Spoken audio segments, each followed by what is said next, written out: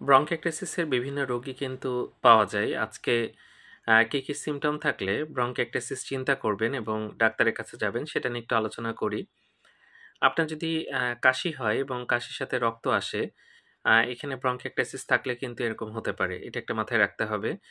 এরপরে যেটা হয় যে শ্বাসকষ্ট হওয়া এবং কাশির সাথে দেখা যাচ্ছে যে কফটা ওঠে, সেটা খুব দুর্গন্ধযুক্ত হয় এবং প্রচুর পরিমাণে ওঠে। সকালের দিকে এটা বেশি ওঠে। এটা খেয়াল রাখতে হবে যে সকালের দিকে বেশি ওঠে। প্রায়ই ফুসফুসে ইনফেকশন হয় এবং আ হাতে ক্লাবিং দেখা যায়। একটা আঙ্গুলগুলোর একটা পরিবর্তন হয় যেটা একজন ডাক্তার দেখে কিন্তু বুঝতে পারেন। তো এই সিম্পটম থাকলে আমরা সাধারণত ব্রঙ্কিয়াক্টাসিস চিন্তা করি এবং এটার কিন্তু ভালো কিছু চিকিৎসা আছে যেটা করলে রোগীরা অনেকটাই ভালো থাকে।